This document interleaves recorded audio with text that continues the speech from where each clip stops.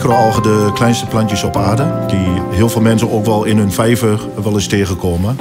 Nou, wij produceren ze hier als ingrediënt of als supplement voor in de voeding.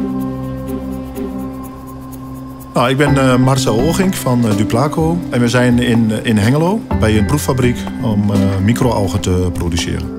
En waarom zijn we algen gaan kweken? Je ziet er gewoon wel trends voor vegetarische producten. En ons product heeft eigenlijk naast het eiwitverhaal hebben ze ook vrij hoog aan vitamines en mineralen. En waar we naartoe willen is dat wij op maat algen kunnen gaan maken voor onze klanten. En hoe ga je de algen op een kosteneffectieve manier in de markt zetten? Ja, en dat zit wel gewoon een beetje in mijn passie. Ik vind het gewoon heel leuk om nieuwe dingen te doen. We beginnen niet met het schepnetje in de vijver. We beginnen eigenlijk met het aankopen van algen. Die algen die maken we vrij van bacteriën. Daaruit zorgen we ervoor dat die algen zeg maar, als eerste end in het fermentatieproces komen. Daar geven ze we een hoogwaardige kunstmest. Na 48 uur is dat proces klaar. En dan oogsten we de algen naar een koeltank. En dan gaat hij van een koeltank van 10% droge stof. Doen we het via de centrifuge van GEA naar 20% droge stof.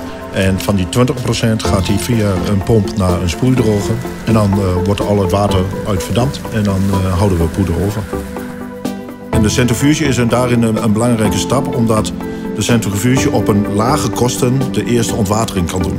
Thermisch ontwateren via een sproeidroger kost meer energie en kost een stuk hoger. Nou, en daarvoor is deze centrifuge van GEA daar uitermate geschikt voor. Mede dat het een continu centrifuge is en niet een schietcentrifuge, waarbij de capaciteit veel malen lager is. En deze centrifuge als nozzle-centrifuge heeft gewoon een hogere capaciteit en daarmee ook veel lagere kosten.